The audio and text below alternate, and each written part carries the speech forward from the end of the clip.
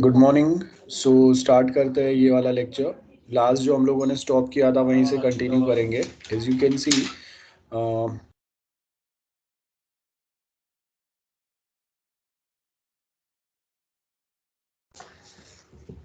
We have next topic is path testing. So path testing में क्या होता है, बेसिकली हम लोग के पास अलग अलग जो कोडिंग रहता है उसमें क्या पाथ रहेंगे। As you can see in this part कि हम लोग के पास यहाँ पे we have some code given, और उसमें अलग अलग हम लोग के कोई लूप या कंडीशंस लिखे हुए लूप्स है, और we have some conditions.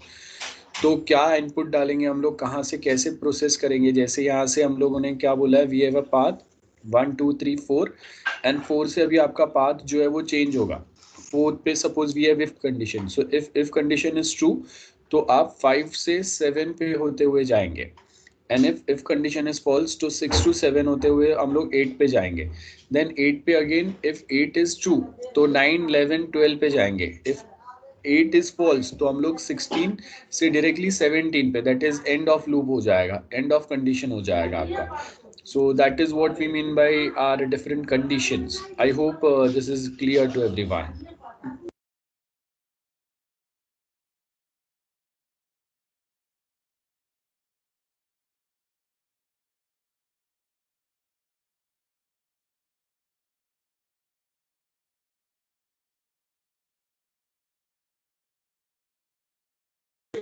So similar type का जो पाथ टेस्टिंग है वो आपको भी डिफाइन करना है फॉर योर डिफरेंट कोड जहाँ पे ऐसे कंडीशन ज़्यादा रहेंगे। ओके, अब यहाँ पे अगर आप देखेंगे we have this multiple conditions, जहाँ पे अभी अगर आप देखेंगे we have a code like on fourth number we have this if condition. अगर ये है एंड ये है एंड ये है, वी हैव 3 कंडीशंस, देन उसके भी हिसाब से यहाँ पे कोई तो एक आउटपुट आएगा। Remember in exam as well, जैसे आप देखो कि आपके अभी कॉलेज में प्रैक्टिकल्स चालू हो रहे हैं, it means there are high chances कि आपका थियोरी एग्जाम रिटन एग्जाम ही होगा। ऑनलाइन एग्जाम होने के चांसेस जो है वो अभी थोड़े कम है, एंड रेगुलर एग्जाम होने के chances are high. So exam में भी आपको ऐसा ही कोई एक कोड आपको डिफाइन करना है, और वही कोड आपको लिखना है वहाँ पे। ठीक है, जो हम लोग यहाँ पे मेंशन करेंगे। Okay, anyone any doubt till now? ये पाथ टेस्टिंग जो है ये ऑलरेडी हम लोगों ने पहले भी डिस्कस किया हुआ है, प्रीवियस लेक्चर में भी हम लोगों ने देखा था। Now decision to decision path. Decision to decision path का मतलब क्या होगा? Is the path chain in a programs graph such that initial and terminal nodes are distinct, बराबर है, and every interior node has जो हम लोग का एजेस जो है वो one, and outer edge inner edge जो है वो वन होगा, आउटर एज वन होगा। सो जैसे इनिशियल नोड है, then this is the interior node, then उसके आगे आपका वापस आउटर नोड आएगा, एंड फाइनली आपका टर्मिनल कंडीशन आएगा। और हर एक के पास डिग्री जो है, input degree and output degree आपका वन ही है। मतलब यहाँ से मेरे पास पता है मुझे कि कहाँ पे मुझे जाना है ना। जैसे यहाँ पे आप देखो we have degree one only. अगर यहाँ पे ऐसे रहता था इफ ट्रू तो यहाँ पे, फॉल्स तो यहाँ पे, तो ये क्या हो गया, वी हैव दिस 2 डिग्रीज, है ना। एक मेरे पास ये साइड जाने का डायरेक्शन है, एक मेरे पास ये साइड जाने का डायरेक्शन है। लेकिन अभी के लिए मेरे पास ऐसा कुछ नहीं है। आप अगर देखेंगे यहाँ पे इंटीरियर नोड के पास एक ही डिग्री है, कि चाहे कंडीशन कुछ भी रहेगा आप एक ही डायरेक्शन में जा रहे हो। सो यहाँ पे आपको वही दिया है, no instance of 1 or 3 connected nodes occur. Now formal definition क्या रहेगा, the decision to decision path.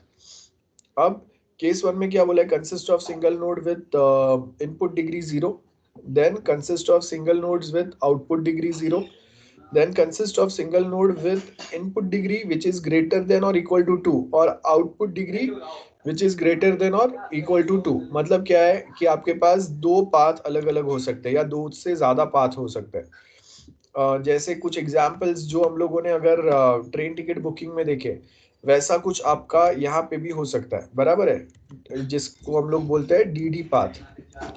So DD path अगर आप देखेंगे, सो यहाँ पे वो सेम पैटर्न आपको दिया है कि we have multiple such graph या मल्टीपल सच पैटर्न, जहां पे आपके पास ऑप्शंस हो सकता है. So this are the simple examples जहां पे आपको क्या बोला है, DD paths are also known as segments. Like यहाँ पे आपको ये टेबल दिया है, देखो. We have a node. Node में ये आपका फर्स्ट पाथ ही है, तो केस जो आएगा वो सेम ही आएगा. देन उसके बाद में आपके पास दो कंडीशन है 2 and 3, जिसमें आपका पाथ कौन सा आ रहा है एंड उसका केस क्या होगा वो दिया है. देन उसके बाद आपका कोड कौन सा है, 4 है, जिसका पाथ क्या है, बी वाला है, और उसका केस क्या आ रहा है, आउटपुट क्या आ रहा है, 3 आ रहा है. So this way we have multiple such points और multiple such outputs available. Okay. So इसका अगर हम लोग सिंपल सा कोई दूसरा एग्जाम्पल भी अगर देखें, डी पाथ. सो उसका just give me a minute.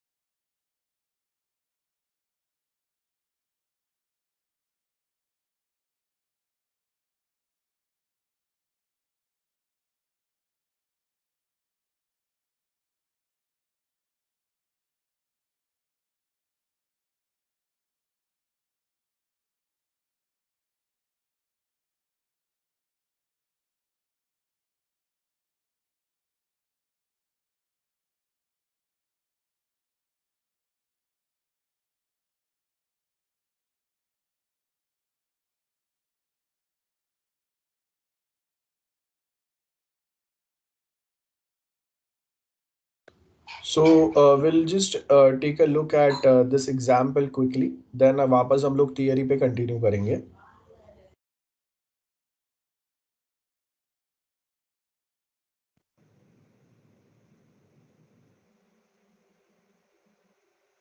Welcome back again to MBAbullshit.com. So the topic for this video is decision tree analysis. And this is the basic video on this topic.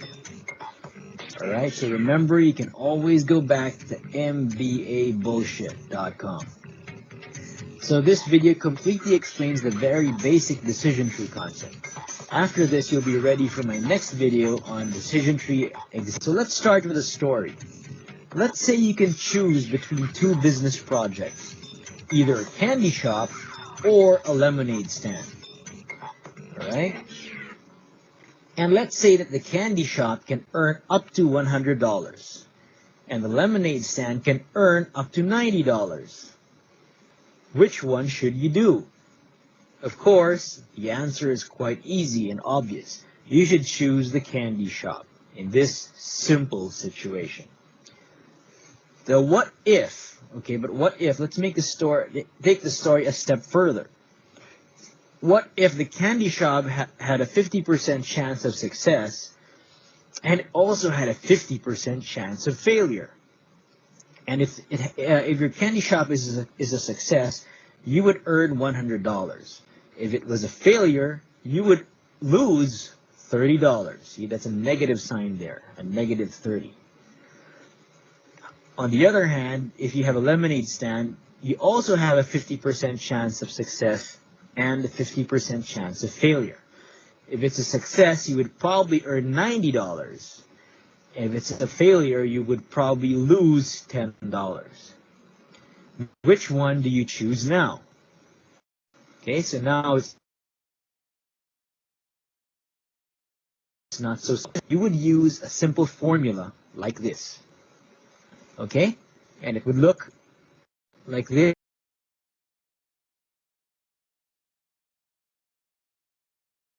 50% times $100 plus 50% multiplied by negative 30. And we would get a figure here which we call an expected value. I'm going to explain more in a while, so just be patient. Where did we get this 50% over here? It's the same as the 50% over here. Where did we get the $100 over here? It's the same as the $100 over here. Plus 50% over here corresponds to the 50% over here, chance of failure. Multiplied by negative 30 or loss of 30, where did we get that? It corresponds to the negative $30 over here. And now we come up with this $35. And then we do the same thing for the lemonade stand. 50%, okay, 50% chance of success. $90 that you would earn if it's a success, plus 50% chance of failure, multiplied by the loss of $10, which you would get if, or which you would have if your lemonade stand becomes a failure. Okay, and we end up with this formula over here and this figure over here. 50% times 90 plus 50% multiplied by negative 10 equals $40. So now which one would you choose? Obviously, would you choose the $35 or would you choose the $40? Obviously, you would choose the $40. And this $40 is what we call the expected value of the lemonade project. And the expected value of the candy project is $35. And since we're choosing a business, we choose the bigger one, the one with a bigger expected value. Now, I promised you I'd speak more on expected value. Well, does this mean that if you do the lemonade project, you will earn?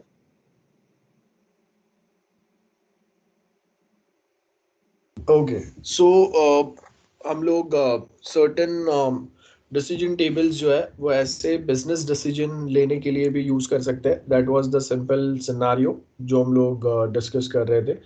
सो यहाँ पे अगर आप देखेंगे we have so many different decisions available और उसके base के ऊपर हम लोग ऐसे कोई पॉइंट्स जो है वो चेक कर सकते हैं. तो यहाँ पे अगर आप इमेजेस अगर देखेंगे so you will find same images है. So decision to decision path में कहीं पे ज़्यादा फर्क नहीं होगा.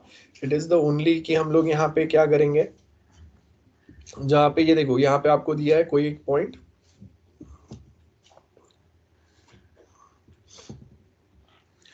As you can see we have a path testing. So path testing क्या होता है हम लोग को सबको पता है, राइट. देन उसके बाद में path testing steps converting the programming. अब यहाँ पे क्या बोला है, converting the direct path to decision path. ये डिफरेंस है. That is determining the cyclomatic complexity. Cyclomatic complexity मतलब जो साइकिल चलेगा, जो लूप होगा वो, और उसके बेस के ऊपर हम लोगों को इंडिपेंडेंट पाथ जो है वो फाइंड करना है. अब सबसे पहले आपके पास यहाँ पे एक सिंपल सा प्रोग्राम है और वो जो प्रोग्राम है उसके लिए यहाँ पे आपने एक डिसीजन पाथ डिफाइन किया हुआ है. सो वी हैव 1 2 3 स्ट्रेट आपके स्टेटमेंट्स है. ऑन फोर्थ, ठीक है, on three we have 3 path directed. बराबर है, 3 डायरेक्शंस है, 3 डिसीजंस होंगे 3 पे जाने के बाद में. इट माइट बी 4 पे जाएंगे तो हम लोग के ये वाले पाथ रहेंगे 4 से 5 से देन अगेन 3 डिसीजंस हो सकते हैं हम लोग के 6 9 एंड 11. देन अगर मैं 5 से 6 पे जाऊंगा तो डायरेक्टली मैं 6 9 देन उसके आगे 13 and directly I will be at 21. Same way अगर 5 से 11 12 13 एंड 21. देन 14 पे अगर जाऊंगा तो 15 16 17 19 या 14 से 15 18 19 एंड 21 और एल्स 13 से I can directly go to 20 and 21. सो ये हम लोग के डिसीजन पाथ है. बराबर है. ये आपका सिंपल सा हम लोगों ने जो डिसीजन पाथ पढ़ा था वो है. अब ये आपके डायरेक्ट पाथ है. देखो, this is your direct path. अब उसको हम लोग क्या करेंगे, decision to decision path. Decision to decision path में हम लोगों ने क्या किया, यहाँ पे ये सेम ही है, this is my first path, then ABC डाला, और यहाँ पे हम लोगों ने क्या किया, जैसे हम लोग के पास यहाँ पे देखो, ये हम लोग के पास 4, 14, 20 था, उसके जगह पे हम लोगों ने यहाँ पे अल्फाबेट्स डाल दिए, नथिंग एल्स, और उसमें हम लोगों ने डिसीजन जो है वो थोड़े कट शॉर्ट कर दिए, ठीक है। यहाँ पे जो हम लोग के टोटल पाथ जो थे उसमें से जो अनवांटेड या फिर जो डायरेक्ट पाथ थे वो हम लोगों ने यहाँ पे ये देखो, ये आपको कंप्लीट स्टेप टू स्टेप आपने फॉलो किया है इसके अंदर, कि अगर मैं 9 पे हूँ तो 9 पे, देन हम लोग 10 पे जाएंगे, देन 11 पे जाएंगे। सो अब मैं क्या बोल रहा हूँ, अगर मैं 9 पे हूँ तो मेरे पास कोई दूसरा ऑप्शन है क्या, नहीं, तो अगर मैं 5 से अगर 9 पे जाऊंगा तो एंड रिजल्ट मेरा क्या आएगा, 13 ही आएगा, बराबर है। तो डिसीजन टू डिसीजन क्या है, अगर 5 से 9 पे गया तो फाइनल डिसीजन क्या आएगा, 13 आएगा। 5 से अगर मैं 11 पे गया तो फाइनल डिसीजन 13 ही आएगा। 5 से अगर मैं 6 पे गया तो फाइनल डिसीजन 13 ही आ रहा है ना। उसके बाद और कोई पाथ नहीं है यहाँ पे, as you can see. Same way 14 से अगर मैं 15 पे गया तो मेरे पास दो ही पाथ है, अगर मैं 16 पे गया तो भी 19 पे जा रहा हूँ, 18 पे गया तो भी 19 पे जा रहा हूँ। तो वही सेम वे में डिसीजन टू डिसीजन पाथ हम लोग बता रहे हैं कि फाइनली अगर मैं डी पे गया, सो डी से अगर मैं ई पे गया तो एच पे ही जाना है, दूसरा कोई मेरे पास ऑप्शन नहीं है। देखो जैसे यहाँ पे 5 से अगर मैं 6 पे गया तो 13 पे ही जाना है, और कोई ऑप्शन नहीं। 5 से 11 पे गया तो अगेन 13 पे जाना है, और कोई ऑप्शन नहीं है। तो वैसे ही वो हम लोगों ने डिसीजन टू डिसीजन पाथ बनाया है। मतलब आपके जो यहाँ पे जो कंडीशन आ रहा है ना, जैसे हम लोग के पास 5 पे एक कंडीशन है एंड दूसरा कंडीशन हम लोग के पास 9 पे है, बराबर है। एंड उसके बाद में आपका नेक्स्ट जो कंडीशन जो आ रहा है वो डायरेक्टली कहाँ पे आ रहा है, 13 पे आ रहा है, कि अगर ये एंड हुआ देन हम लोग कहाँ पे जा रहे हैं। तो उसके हिसाब से देन हम लोगों ने डिसीजन टू डिसीजन पाथ बना दिया। वो अंदर के जो बाकी के जो स्टेटमेंट्स है वो हम लोग फिर यहाँ पे मेंशन नहीं करते, बस इतना ही डिफरेंस है। तो आपका ग्राफ में ज्यादा चेंजेस नहीं होंगे। हाँ, यहाँ पे डायरेक्टली हम लोग क्या बता देंगे, इसमें हम लोग डिटेलिंग बताते हैं हर एक स्टेप के बारे में, और यहाँ पे हम लोग डायरेक्ट बताएंगे कि ओके अगर आप यहाँ पे हो तो उसके बाद में फाइनल डेस्टिनेशन यहाँ पे ही जाएगा, यहाँ पे अगर है तो फाइनल डेस्टिनेशन यहाँ पे ही जाएगा। Same way we just provide those inputs, that's it, nothing else.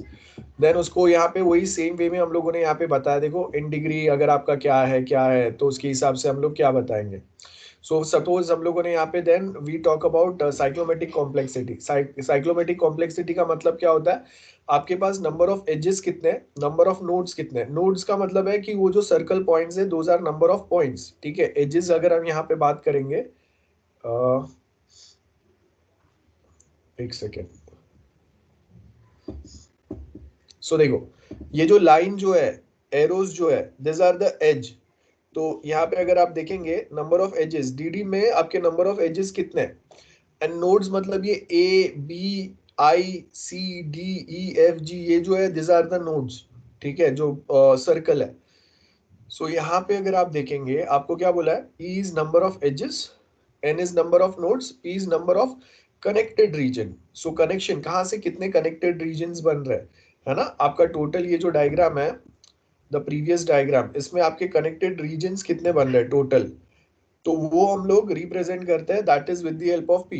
तो अगर यहाँ पे साइक्लोमेटिक कॉम्प्लेक्सिटी अगर देखेंगे, साइक्लोमेटिक कॉम्प्लेक्सिटी का मतलब क्या हो गया, यहाँ पे कितने आपके मेन जो ये साइक्लिक कॉम्प्लेक्सिटी है, कि अगर मैं सी पे जाऊंगा तो डी से आप यहाँ पे जा सकते हो, डी से एफ पे जा सकते हैं, डी से जी पे जा सकते हैं। साइक्लोमेटिक कॉम्प्लेक्सिटी कितने है, मतलब कितने कॉम्बिनेशन आपके लूप कितने अवेलेबल है ना, वो हम लोग देखते हैं। तो उसके बेस के ऊपर हम लोग क्या करेंगे, ये इक्वेशन अप्लाई करते हैं साइक्लोमेटिक कॉम्प्लेक्सिटी का। ये इक्वेशन आपको याद रखना है। सो यहाँ पे हम लोग इक्वेशन क्या लिखेंगे, we bracket G equal to edges minus nodes plus 2 multiply with connected regions, ठीक है।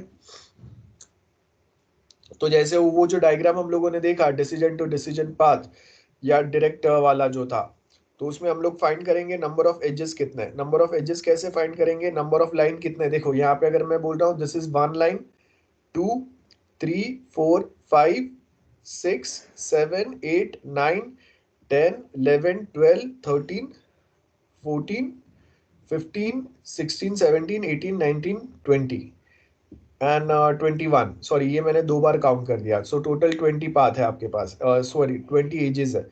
और अगर मैं नोड्स में काउंट करूंगा तो कितने हैं, 1 2 3 4 5 6 7 8, 9, 10, 11, 12, 13, 14 एंड फर्स्ट एंड लास्ट अगर फाइंड करेंगे तो 16 हो गए। सो यहाँ पे हम लोगों ने देखो number of edges 20, number of nodes 16, connected region कितना है 1 है, और उसको हम लोग इक्वेशन में डाल के फाइंड करेंगे। Hence the number of path for the given program will be, कितने नंबर ऑफ पाथ आपको टेस्ट करने पड़ेंगे वो यहाँ से मिलेंगे आपको। सो मेनली जब आपका प्रोग्राम ऐसा कॉम्प्लेक्स रहता है तो उसमें अगर आप डायरेक्ट पाथ अगर फाइंड करेंगे ना तो आपका प्रोग्राम पे आपको कॉम्प्लेक्सिटी जो आपको जो टेस्ट करना है वो कॉम्प्लेक्सिटी बहुत ज्यादा बढ़ जाता है। तो वो कॉम्प्लेक्सिटी को लिमिट करने के लिए हम लोग क्या करेंगे, डिसीजन टू डिसीजन पाथ का हेल्प लेंगे। छोटा सा प्रोग्राम है तो वो टाइम पे आप ये लोग कोई फर्क नहीं पड़ता है ज्यादा, लेकिन कॉम्प्लेक्सिटी जब ज्यादा रहेगा तो हम लोग डीडी पाथ फॉलो करते हैं, जिसके अंदर हम लोग number of edges, number of nodes वो कैलकुलेट करेंगे एंड उसके बेस के ऊपर विल फाइंड इट आउट कि कितने टोटल पाथ आ रहे हैं आपको जो आपको एक्चुअल में टेस्ट करने हैं। So we have total 6 path जो आपको प्रॉपरली टेस्ट करना पड़ेगा। तो अगर आपने 6 पाथ अगर यहाँ पे टेस्ट कर लिया मतलब आपका प्रोग्राम प्रॉपर है। ठीक है, सो कौन से पाथ रहेंगे वो हम लोग यहाँ पे बता रहे हैं। देखो कौन से पाथ कवर होंगे, A B C D E H, बराबर है। देन ये वाला, this one, this one, this one and this one. तो ये आप डायग्राम के थ्रू ये वाला देख सकते हैं and I will share link of this also chat में। मैं ये सेम लिंक पेस्ट कर देता हूँ। सो फॉर दिस एग्जाम्पल आप ये सेम स्लाइड जो है वो एक बार गो थ्रू कर सकते हैं। सो यहाँ पे देखो आपको वही दिया है, नंबर ऑफ पाथ है ना, और वही दिया देन प्रोग्राम टेक्स्ट कवरेज। सो आपको यहाँ पे क्या बोला, एवरी स्टेटमेंट एवरी कवरेज क्या रहेगा, वो बेसिक पाथ टेस्टिंग क्या होगा मैंने ऑलरेडी आपको बता दिया है। पाथ टेस्टिंग फीचर्स क्या होंगे उसके, सिंपल है। एंड उसके बेस के ऊपर यहाँ पे देखो पाथ टेस्टिंग टेक्निक। सो पाथ टेस्टिंग टेक्निक में आपको क्या दिया है, कंट्रोल फ्लो चार्ट रहेगा, डिसीजन टू डिसीजन पाथ रहेगा एंड इंडिपेंडेंट और बेसिक पाथ टेस्टिंग रहेगा या डायरेक्ट पाथ टेस्टिंग रहेगा। So control flow involves activity of representing the work flow of the process or program in form of control chart or graph which consists of nodes, links, edges, region. During this process the flow graph or a chart is constructed by team by replacing the program control statement. decision path जैसे अभी हम लोगों ने देखा, decision path में single nodes रहेंगे, in degree कितना है, out degree कितना है, इनिशियल नोड टर्मिनल नोड कितना है, आउट डिग्री के आपके ऑप्शंस कितने हैं, है ना, सिंगल नोड है, मल्टी नोड्स है, वो देखेंगे हम लोग। इंडिपेंडेंट पाथ क्या होगा, उसके आगे कुछ दूसरे पाथ नहीं रहेंगे, आप डायरेक्टली वही सेम पाथ फॉलो कर सकते हो। Advantages, path testing is mainly focused on program logic, allows team to analyze the flow of the program during the process of testing. It is highly dependent on source code of the program. मतलब अगर मुझे path testing करना है तो मुझे code में पता होना चाहिए कि कितने पाथ अवेलेबल है। अगर मुझे पता ही नहीं है तो हम लोग पाथ टेस्टिंग करेंगे कैसे। सो बेसिकली ये जो टेस्टिंग टेक्निक है इसमें डेवलपर साइड से लोग इन्वॉल्व रहेंगे या जिनको प्रोग्राम का नॉलेज है वो इन्वॉल्व रहेंगे। मतलब व्हाइट बॉक्स टाइप का टेस्टिंग हो गया। A structured type of testing technique that uses control flow graph and is independent of the specifications. Disadvantage क्या दी है, presence of defects cannot be traced out by the path testing due to an error in the specifications. तो अगर specification में mistake है तो आपको यहाँ पे directly एरर फाइंड नहीं करने एरर फाइंड नहीं कर पाएंगे हम लोग। एंड दूसरी बात, यहाँ पे हम लोग के पास काफी स्किल टेस्टर्स रहने चाहिए जिनके पास इन डेप्थ नॉलेज हो, मतलब डेवलपर टाइप के लोग हो तो ही वो ये पाथ टेस्टिंग कर सकते हैं। जिनको कोड और उसके अंदर क्या कंडीशंस लिखे हैं वो समझ में आना चाहिए। अगर आप नॉर्मल टेस्टर्स को अगर डालेंगे तो वो पाथ टेस्ट नहीं कर पाएंगे। So it is difficult to test all the path this type of testing technique when the product becomes more complex. So जितने conditions बढ़ते जाएंगे उसके हिसाब से आप अगर path define करेंगे ना तो number of path भी बढ़ते जाएंगे। तो वो टाइम पे then मैंने आपको स्लाइड्स में जो इक्वेशन देखा अभी हम लोगों ने, वो इक्वेशन वो पैटर्न फॉलो करते हैं। सो जब आपके पाथ जो है वो बढ़ते जाते हैं, कॉम्प्लेक्सिटी आपका बढ़ गया सॉफ्टवेयर में, आपने जो कोड लिखा है उसका, तो वो टाइम पे वो कॉम्प्लेक्सिटी को लिमिट करने के लिए हम लोग ये पाथ टेस्टिंग टेक्निक जो है वो अप्लाई करते हैं। And guidelines and observation, there are several testing technique like data flow, equivalence class testing that are performed by the team. Now, path testing is implemented by the team to identify various issues in the code which can become a hindrance in the testing. So इसके लिए testing is extensively effective during the unit testing. कभी होगा ये? Unit test में आएगा, याद रखो, जिससे आपका टेस्टिंग जो है वो बढ़ जाएगा, बेटर हो जाएगा. ओके, डेटा फ्लो टेस्टिंग, नाम में से पता चल रहा है हम लोग डेटा फ्लो डायग्राम्स बनाते हैं, डीएफडी डायग्राम्स बनाते हैं. उसका मेन पर्पस क्या रहता है कि आपका अगर मैं साइन अप अगर कर रहा हूँ तो साइन अप में मैं जो डेटा प्रोवाइड करूंगा वो कहाँ से कैसे फाइनल जो हम लोगों का फाइनल जो डिसीजन रहेगा वहां तक जाएगा, वो हम लोग मेंशन करेंगे. देन आई कैन से कि हम लोग के पास दूसरा कोई अगर डेटा है तो वो कहाँ से कैसे हम लोग कहाँ पे उसको सेंड कर सकते हैं, उसके बारे में हम लोग का यहाँ पे डिटेलिंग हो सकता है ना. सो ये वे में आपके मल्टीपल डिसीजंस हो सकते हैं. सो यहाँ पे आपको क्या बोला है, data flow testing, it focuses on data variable and the values used in the programming logic of the software product by making use of control flow graph. Data flow testing is in form of white box, याद रखो.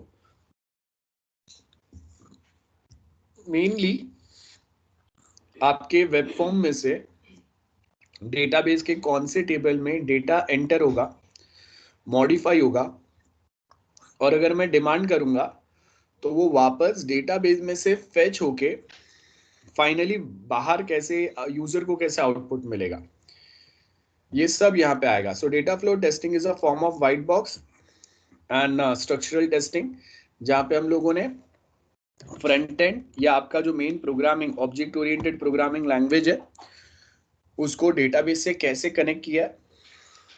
जो front end language है आपका object oriented language है, उसमें कोई एक query कैसे एग्जीक्यूट हो रहा है, वो क्वेरी डेटाबेस से कैसे कनेक्ट हो रहा है, कौन से टेबल से कनेक्ट होगा, और वहां से वो डेटा या तो वो टेबल में अपडेट करेगा या वहां से डेटा फेच करके यूजर को बताएगा. तो वो कैसे होगा वो हम लोग यहाँ पे रखते हैं. सो यहाँ पे अगर आप देखेंगे which generally keeps the check at the point where data values are being received by the variables.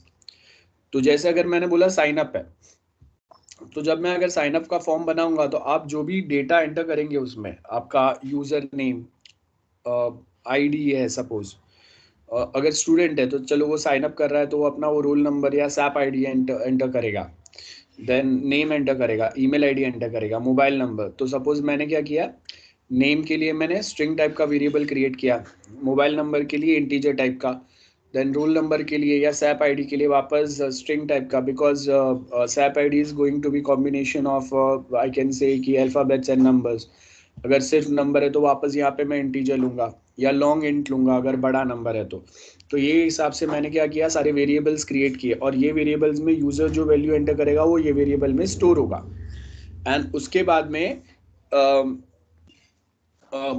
में हम लोग क्या करेंगे, ये वेरिएबल्स को हम लोग अपने क्वेरी में यूज करेंगे. So this variables will be directly sending the data to suppose sign up table, और उसके एक एक कॉलम के अंदर ये वेरिएबल के वैल्यूज जो है वो फीड हो जाएंगे. ठीक है. सो यहाँ पे आपको क्या बोला है, ये हम लोगों ने वेरिएबल्स बनाए और उसके थ्रू हम लोग डेटा एंटर करने की ट्राई तो कर रहे हैं, लेकिन इससे पूरा टेस्टिंग नहीं होगा. तो जो टाइप्स ऑफ टेस्टिंग बच जाता है, मतलब यहाँ पे तो मैंने सिर्फ ये देखा ना कि आपका जो कोड है, जब मैं कोई वेरिएबल क्रिएट कर रहा हूँ तो वो वेरिएबल वैल्यू कैच कर रहा है कि नहीं, और वो वैल्यू कैच करके वो फाइनली डेटाबेस में उसको स्टोर कर पा रहा है कि नहीं, है ना. अगर वो डेटाबेस में स्टोर कर पा रहा है तो बहुत अच्छी बात है. अगर वो डेटाबेस में स्टोर नहीं कर पा रहा है देन व्हाट पैटर्न्स और techniques are we going to use, वो हम लोग देखेंगे. सो यहाँ पे क्या बोला है, when it is called for the use it is used to fill the gap between the path test and branch test. So जो पाथ टेस्टिंग ये वो हम लोगों ने कर लिया कि ओके यहाँ पे ये कंडीशन ट्रू होगा तो यहाँ पे जाएगा, ये कंडीशन ट्रू होगा तो यहाँ पे जाएगा. बट कहीं पे भी हम लोग ये नहीं बता रहे कि एग्जैक्टली डेटाबेस में जो वैल्यू हम लोग स्टोर कर रहे हैं वो कैसे जा रहा है, और डेटाबेस से कुछ वैल्यू अगर हम लोग फेच आउट कर रहे हैं तो वो कितना स्मूथली आ रहा है. सो सारा कोडिंग जो भी हम लोगों ने टेस्ट किया उसमें ये जो गैप्स है वो रह जाता है.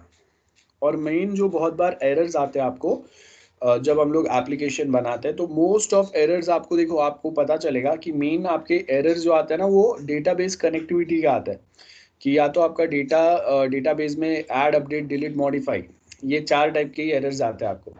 अगर आपका डेटा ऐड हो रहा है तो मॉडिफाई नहीं हो रहा है, मॉडिफाई हो गया तो अपडेट नहीं हो रहा है, अपडेट का मतलब है नए रिकॉर्ड्स अपडेट करना, मॉडिफाई मतलब एग्जिस्टिंग डेटा जो आपने स्टोर किया है जैसे किसी का मोबाइल नंबर सेव किया था, अब आप उसको मॉडिफाई कर रहे हैं। अपडेट मतलब 10 स्टूडेंट का डेटा डाला था, उसमें आप अभी और 15 स्टूडेंट का डेटा ऐड कर रहे हैं, वो अपडेट हो गया। ऐड मतलब आप डायरेक्टली डेटा जो है वो ऐड कर रहे हैं टेबल में, नया टेबल बनाया और उसके अंदर ऐड करते जा रहे वैल्यू, है ना। अपडेट मतलब ऑलरेडी टेबल है, ऑलरेडी कोई डेटा है उसमें, और उसमें और नए डेटा हम लोग अपडेट करेंगे, है ना। तो ये सारे पॉइंट्स हैं हम लोग के। और डिलीट, डिलीट मतलब वहां से वो डेटा रिमूव होना चाहिए। नाउ रिमेंबर, डेटाबेस में हम लोग समझते हैं कि एक टेबल जो है वो दूसरे टेबल के साथ प्राइमरी की फॉरेन की रिलेशन में भी आता है। तो अगर वो parent table में से if I try to remove some data, so when I'm deleting that data from the parent table, so at same point of time that data should also be deleted from their dependent tables. Okay, so जैसे अगर मैं बोल रहा हूँ कि मैंने एक parent table है, that is the student record table या admission table, that is the parent table. So अगर कोई एक स्टूडेंट के रिकॉर्ड्स अगर वहां से डिलीट हो रहा है, तो अब मैंने क्या किया, एडमिशन कैंसिल करने के लिए हम लोग के पास अलग से एक फॉर्म है जिसमें मैं स्टूडेंट के डिटेल डालूंगा और उसका एडमिशन जो है वो कैंसिल हो जाएगा। या फिर सपोज मैं कोई एक स्टूडेंट को डिबार्ड कर रहा हूँ, तो अगर मैंने कोई एक स्टूडेंट को डिबार्ड कर दिया, मतलब 1 साल के लिए उसका ड्रॉप हो गया, तो अब जब वो स्टूडेंट का 1 साल के लिए ड्रॉप है, मतलब वो जो स्टूडेंट एडमिशन टेबल है उसमें से उसके रिकॉर्ड निकलने चाहिए, क्योंकि ये साल के एडमिशन में अभी वो नहीं आएगा।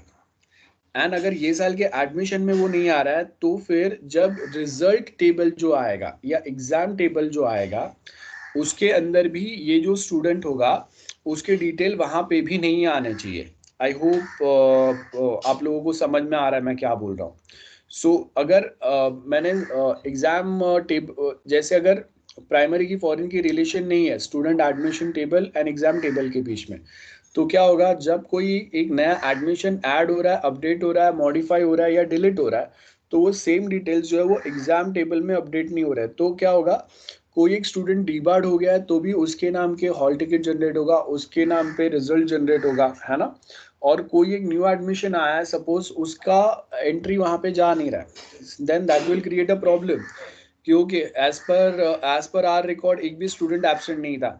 लेकिन जब हम लोग एग्जाम टेबल देख रहे हैं, तो वहां पे जो डिवाइडेड स्टूडेंट है उसके लिए भी रिजल्ट जनरेट किया हुआ है। सो वहां पे क्या बताएगा, डिवाइड स्टूडेंट वाज एब्सेंट, ठीक है। बट एक्चुअल लॉजिक के हिसाब से क्या होना था, उसको आपको अलाउ ही नहीं करना था, उसका वहां पे नाम ही नहीं दिखना चाहिए था, बिकॉज वो एनी हाउ इस बार एग्जाम ही नहीं दे रहा है, क्योंकि उसका एडमिशन ही हम लोगों ने कैंसिल किया। Getting? So this are two different things. तो ये हम लोग देखते हैं जब हम लोग यहाँ पे डेटा फ्लो टेस्ट देखते हैं।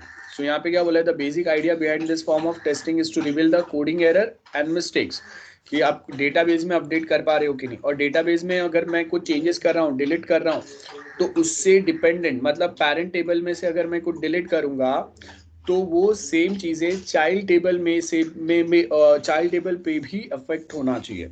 So if I try to modify some records in a parent table, and if those records are not linking, or if those records are not applying on a child table, then that is the main error, or we can say a database के जो anomalies होते हैं, anomalies मतलब problems होते हैं, we must have studied during DBMS, we have add, update, modify, these are the different anomalies of your database। मतलब when we try to update something, when we try to modify or delete something, we are facing different kinds of error, and those errors are basically linked with the relations between the tables। like मैं एक join query fire कर रहा हूँ, and वो join query में क्या होगा, multiple tables में से कोई data fetch out करके आएगा। तो अब मैंने कोई एक स्टूडेंट को डिबार्ड किया है, उसका इस बार एडमिशन नहीं हुआ है, तो एडमिशन टेबल में नहीं है, एग्जाम टेबल में वो प्रेजेंट है, बराबर है। देन उसके बेस के ऊपर बाकी के सर्टन जो अटेंडेंस वाला है वहां पे वो प्रेजेंट है।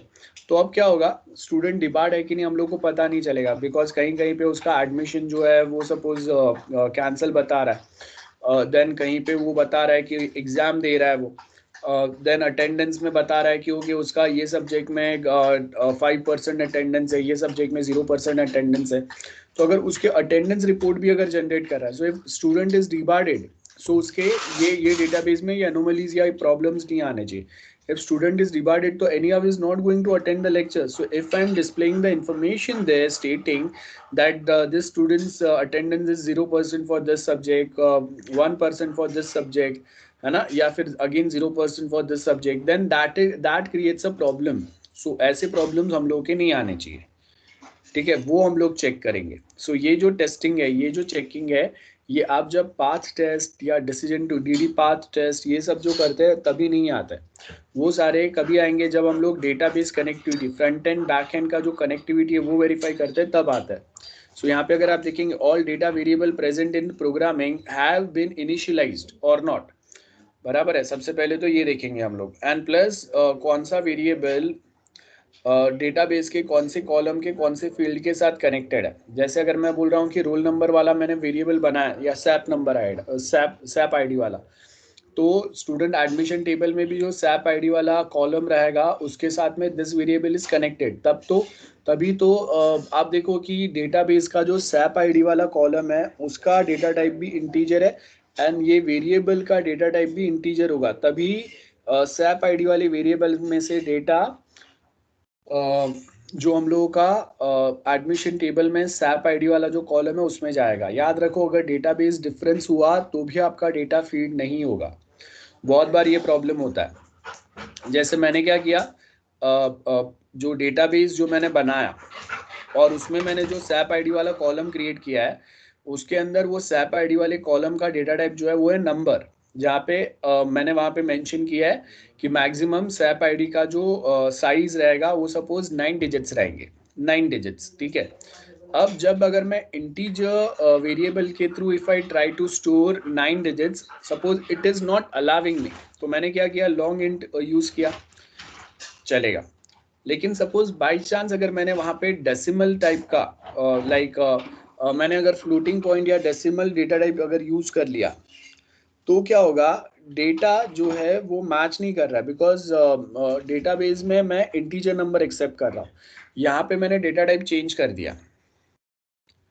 that will create a problem and that will create a problem that is called as data anomaly. ठीक है. जहाँ पे क्या हो रहा है, हम लोग के डेटाबेस मिसमैच की वजह से आपके वेरिएबल में जो वैल्यू स्टोर्ड है वो डेटाबेस में नहीं जा पा रहा है, या डेटाबेस में से कुछ वैल्यू जब हम लोग फेच करने की ट्राई कर रहे हैं, सो डेटाबेस में से वैल्यू जो आ रहा है वो सपोज स्ट्रिंग टाइप का है, या फिर वो वैल्यू जो है वो फ्लोटिंग टाइप का है, या फिर इंटीजर टाइप का है, और मैं उसको कैच करने के लिए जो वेरिएबल क्रिएट किया है वो सपोज स्ट्रिंग टाइप का है. सो अगेन क्या हो गया, डेटाबेस का डिफरेंस, डेटा टाइप का डिफरेंस हो गया. Again that will not allow. या फिर मैं जो नंबर कैच करने की ट्राई कर रहा हूँ, सपोज नंबर जो है वो बहुत बड़ा है, 10 डिजिट्स या 12 डिजिट्स का है. अब इंटीजर वैल्यू में, इंटीजर टाइप के वेरिएबल में अगर वो मैं वैल्यू कैच करूंगा तो वो पूरा वैल्यू कैच नहीं कर पाएगा, बफर ओवरफ्लो हो जाएगा. तो वो टाइम पे मेरा अगेन जो वेरिएबल मैंने यूज किया है और उसके पास जो स्पेस है वो कम है टू एक्सेप्ट और टू हैंडल और to store the value which is coming from the database.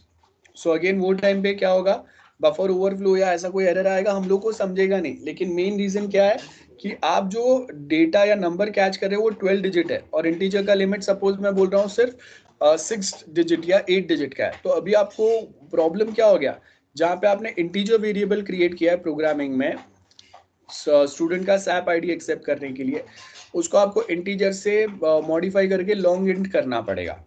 That time database में सैप आईडी जो 12 डिजिट के नंबर्स है सपोज, वो आपके जो सैप आईडी वाला या रोल नंबर वाला आपने जो वेरिएबल क्रिएट किया उसके अंदर आ सकता है, और वहां से हम लोग फिर आउटपुट पे यूजर को किसी को भी बता सकते हैं. So data variable which are put into use have been priorly initialized या इनिशियलाइज नहीं किए हैं, वो चेक करेंगे.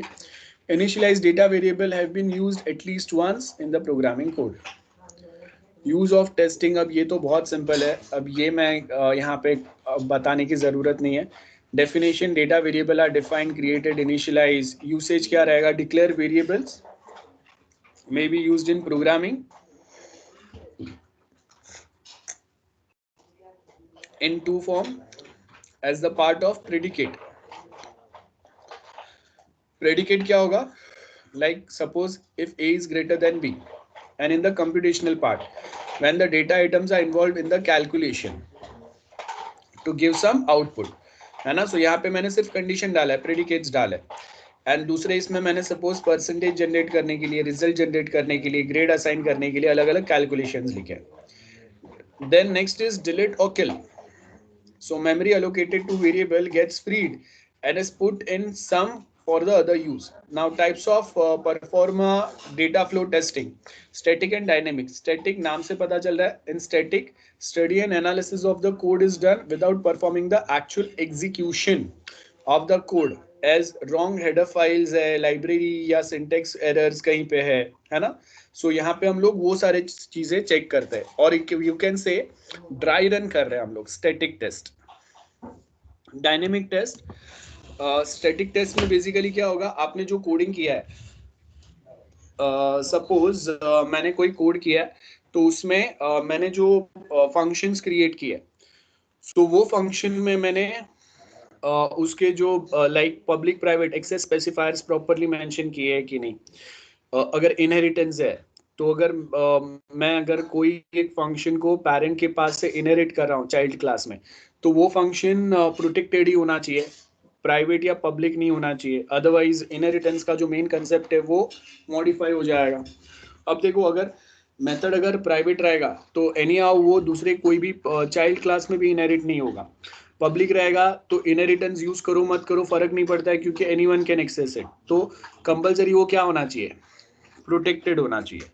तो ये जो आपके ऑब्जेक्ट ओरिएंटेड प्रोग्रामिंग के मेन जो एक कुछ स्टैंडर्ड्स रहते हैं वो हम लोग देखते हैं. हेडर फाइल्स जावा में जैसे या कुछ बाकी प्रोग्रामिंग में हम लोग इंपोर्ट करते हैं, वो आपने करेक्ट इंपोर्ट किए कि नहीं, उस पे हम लोग का फोकस रहेगा. सो ड्राई रन मतलब आपका कोड कितना क्वालिटी है, आपने वहां पे हम लोग देख के चेक करेंगे कि आपने कहाँ पे कुछ मिस्टेक किया है क्या, है ना, ये सब रहेंगे. और डायनेमिक में ऑफ कोर्स हम लोग कोड एग्जीक्यूट करेंगे, इनपुट डाल के चेक करेंगे जैसे नॉर्मली हम लोग करते हैं. तो यहाँ पे क्या बोला, it involves execution of the code and observe the result और intermediate result. It looks after the coverage of data flow property. This type of testing may be comprised like identifying all the हम लोग के जो भी data path रहेंगे, pairs रहेंगे definition and usage के लिए, फिजिबल पाथ कौन से है, then design and creating set of test case for each path, यही सेम आएगा. Data flow test testing coverage क्या होगा.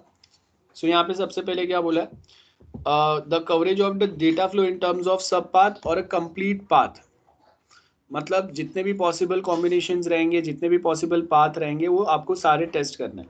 सो कवर सब path from each definition to some of the respective. All definition C use coverage, that is subpath from the each definition to all the respective जो हम लोगों के coverages रहेंगे उसमें. Then यहाँ पे हम लोग पाथ टेस्ट करेंगे, वो भी आएगा. ऑल कवरेज, इन शॉर्ट हम लोग यहाँ पे यही बताने की ट्राई कर रहे हैं कि सारे सिंपल पाथ, कॉम्प्लेक्स पाथ सारे हम लोग, और उसके ऊपर डिपेंडेंट पाथ जो है वो सारे हम लोग यहाँ पे टेस्ट करेंगे. Slice based and program slicing tools, बहुत सिंपल है. स्लाइस बेस्ड में हम लोग क्या करेंगे, यहाँ पे देखो आपके पास क्या है, ये हम लोग के पास प्रेडिकेट है, ये आपका कंप्यूटेशन है. देन यहाँ पे हम लोग का आउटपुट आ रहा है, यहाँ पे हम लोग लोकेशन बता रहे हैं, लोकेशन मतलब पॉइंटर रहेगा, इंटरनल कोई काउंटर रहेगा, जैसे इटरेशंस अगर चल रहा है लाइक फॉर लूप टाइप, है ना. सो यहाँ पे हम लोगों ने क्या प्रेडिकेट दिया है, वो कितने नोड्स प्रेडिकेट वाले हैं, कितने आपके कंडीशन वाले नोड्स है, कितने आपके आउटपुट प्रिंट स्टेटमेंट टाइप के नोड्स है, कितने आपके पॉइंटर टाइप के है जो कोई दूसरा मेमोरी लोकेशन या कोई दूसरा प्रोग्राम और उसका कोई फंक्शन या वो कोई पॉइंट आउट कर रहा है ना, और इटरेशंस कितने, ये सारे चीज़ों को हम लोग वन बाय वन जो है यहाँ पे डिफाइन करेंगे, टेस्ट करेंगे. देन उसके आगे two forms of definition nodes कौन से रहेंगे. सो एक होगा आपका जिसमें हम लोग असाइनमेंट ऑपरेटर्स को यूज करेंगे कि मैंने ये डिफाइन कर दिया और उसके आगे हम लोग अभी उसको असाइन कर रहे हैं. एंड दूसरे जो रहेंगे वो सिंपल इनपुट टाइप के रहेंगे. सो यहाँ पे वापस हम लोग उसके बेस के ऊपर टेस्टिंग होगा. तो आप देखो जो कोडिंग में हम लोग अलग अलग जो पॉइंट्स लिख रहे हैं ना, उसी के बारे में हम लोग यहाँ पे टेस्ट कर रहे हैं. तो वही कोडिंग वाला जो लॉजिक है वो यहाँ पे आएगा. सो प्रोग्राम स्लाइसिंग का मतलब है कि ऐसे ही हम लोग प्रोग्राम को अलग अलग पैटर्न में स्लाइस करेंगे एंड देन वहाँ पे हम लोग देखेंगे क्योंकि आपके प्रेडिकेट या डिसीजन स्टेटमेंट्स कितने हैं वो प्रॉपर टेस्ट हो रहा है कि नहीं, then computational statements proper test हो रहे हैं कि नहीं, देन प्रिंट वाले जो भी आउटपुट डिस्प्ले करने वाले स्टेटमेंट्स है वो प्रॉपरली आउटपुट डिस्प्ले कर रहा है क्या, जब उनके कंडीशन सेटिस्फाई होंगे तब, और इटरेशन वाला जो पार्ट है वो कैसे वर्कआउट कर रहा है, वही हम लोग देखेंगे. That is what we mean by program slicing. Data flow testing again ये बहुत सिंपल है. So this are the basic points जो भी मैंने बताया आपको.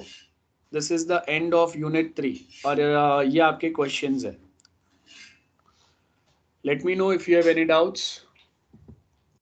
Here we are done with unit 3. Anyone, any doubts? Guys, बताओ जल्दी से. किसी को कोई डाउट है? No, sir, not as of. Okay. Any other person? Hello. जाग रहे हो ना लोग? Hello, guys. No, sir, no doubts. Okay. So that is the end of unit 3 in SQA. इसके बाद नेक्स्ट जो है दैट इज आर यूनिट 4. तो यूनिट 4 के अंदर कुछ जो पॉइंट्स या टॉपिक्स है वो क्या रहेंगे वो देखते हैं. सो फर्स्ट ऑफ ऑल अगर आप देखेंगे यहाँ पे in unit 4 we have few defined points mainly which is talking about validation and verification. So यहाँ पे अगर आप देखेंगे before we start with this topic, see before we start with this topic यहाँ पे आपके पास दो पॉइंट्स आ रहे हैं, वेरिफिकेशन एंड वैलिडेशन. ठीक है, तो वेरिफिकेशन वैलिडेशन हम लोग पढ़ते कहाँ पे, we basically refer this detail in detail. अगर हम लोग कहाँ पे कहीं पे अगर रेफर करते हैं इसको तो वो है हम लोगों का वी मॉडल या वीवी मॉडल. आपने देखा रहेगा वी मॉडल या we call it VV model in SDLC. तो अगर आप देखेंगे वीवी मॉडल या वी मॉडल अगर आप देखेंगे सो उसमें आपको क्या दिया रहता है, क्या पॉइंट्स रहते हैं, वो सेम चीजें जो है वो यहाँ पे आ रहा है, वेरिफिकेशन वैलिडेशन. तो वेरिफिकेशन वैलिडेशन क्या होगा, क्या बेनिफिट होगा उसका, वो सबसे पहले देखना है. तो मेनली हम लोग वो पॉइंट बेसिस पे ज्यादा फोकस करेंगे. सॉफ्टवेयर के अंदर वेरिफिकेशन वैलिडेशन कहाँ पे होगा. अगर सिंपल सा अगर मैं आपको एग्जांपल दूं, verification and validation, what do you think, anyone, verification कहाँ पे होगा, वैलिडेशन कहाँ पे होगा, any simple examples guys, any simple examples of verification and validation, कैसे वर्कआउट होगा. अगर मैं एक साइन अप फॉर्म है, बराबर है, अब वो साइन अप फॉर्म के अंदर सिंपल से अगर हम लोग एग्जांपल देखें तो suppose we have a sign up form. अब वो साइन अप फॉर्म के अंदर मैं जो डिटेल डाल रहा हूँ, ठीक है, वो डिटेल को अगर मैं सिर्फ वहाँ पे वेरीफाई कर रहा हूँ, जैसे अगर मोबाइल नंबर है, so I just validate, sorry first तो वैलिडेशंस होंगे, फील्ड वैलिडेशंस. लाइक अगर मैं बोल रहा हूँ कि if mobile number is there then it should not be less than 10 digits और more than 10 digits. That's first thing. ठीक है, दैट इज द वैलिडेशन. अब मैंने मोबाइल नंबर एंटर कर दिया लाइक 1 2 3 4 5 6 7 8 9 एंड 0 एंटर किया, तो मतलब क्या हुआ, logically I have entered 10 digits. तो मोबाइल नंबर वाला जो फील्ड है वो उसको एक्सेप्ट तो कर लेगा, वैलिडेट हो गया. लेकिन 1 2 3 4 5 टाइप का आपका कोई मोबाइल नंबर नहीं होगा, तो वो आपने जो नंबर एंटर किया है वो करेक्ट है कि नहीं, उसके लिए हम लोग क्या करेंगे, वेरिफिकेशन करेंगे. नाउ वेरिफिकेशन प्रोसेस जो है वो कैसे फॉलो होगा, verification process will be followed with the help of, we can say जैसे आपका ये वेरिफिकेशन प्रोसेस के लिए what we follow this OTP या फिर पासवर्ड एक्टिवेशन लिंक्स जो है वो सपोज मैं बताऊंगा कि ओके आपको, देन वो वहां पे मिलेगा. So that is one thing, बराबर है. यस, ईमेल वेरिफिकेशन या OTP. So that's how we basically verify the things. So ये एक सिंपल सा एग्जाम्पल हो गया. अब याद रखो आप लोग, वेरिफिकेशन वैलिडेशन जैसे जैसे हम लोग वी मॉडल पढ़ेंगे तो वहां पे वैलिडेशन एंड वेरिफिकेशन का टर्म्स जो है वो और ब्रॉड होते जाएंगे. जैसे वीवी मॉडल अगर हम लोग पढ़ते हैं तो वी मॉडल का एक साइड अलग रहता है, दूसरा साइड अलग रहता है। एक वी का एक जो लाइन है इसको हम लोग वैलिडेशन बोलते हैं, एक लाइन को वेरिफिकेशन बोलते हैं, है ना। तो एक में टेस्टिंग आएगा, एक में रिक्वायरमेंट गैदरिंग डिजाइनिंग जो हम लोगों ने बनाया वो सब आएगा। सो इसके हिसाब से आपके जो सर्टेन डेफिनेशंस जो है ना वो चेंज होते जाते हैं, और वो कहाँ पे कैसे चेंज हो रहा है ना वही हम लोग को देखना है। So I just we'll just quickly go through that VV model वाला टेस्टिंग। एक सिंपल सा वीडियो देखेंगे, देन बाकी हम लोग नेक्स्ट टाइम करेंगे theory part.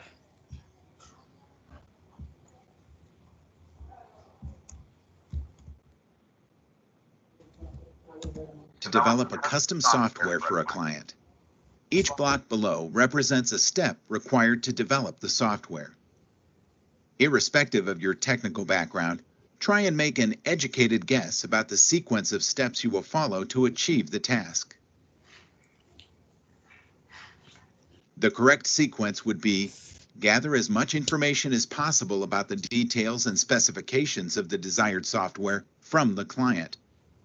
This is nothing but the requirements gathering stage. Plan the programming language like Java, PHP, .NET, and database like Oracle, MySQL, etc., which will best suit the project. Also determine high-level functions in architecture. This is the design stage. Actually code the software. This is the build stage. Next, you test the software to verify that it is built as per the specifications given by the client. This is the test stage. Once your software product is ready, you may do some code changes to accommodate enhancements requested by the client. This would be the maintenance stage. All these levels constitute the waterfall method of a software development lifecycle.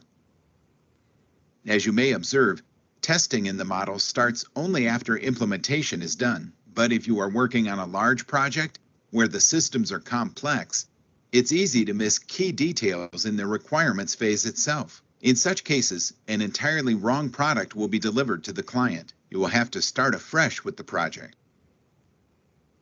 Or if you manage to note the requirements correctly, but make serious mistakes in design and architecture of your software, you will have to redesign the entire software to correct the error. Assessments of thousands of projects have shown that defects introduced during requirements and design make up close to half of the total number of defects.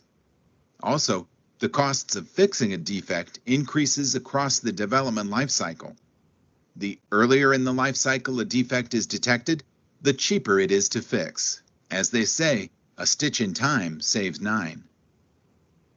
To address this concern, the V model of testing was developed. For every phase in the development life cycle, there is a corresponding testing phase.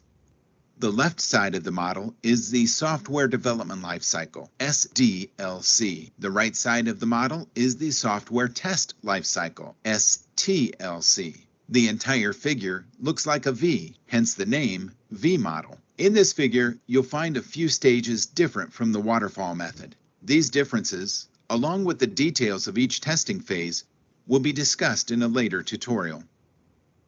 Apart from the V model, there are iterative development models, where development is carried out in phases, with each phase adding a functionality to. Okay, so सिर्फ V model जो था वो हम लोगों को याद रखना था.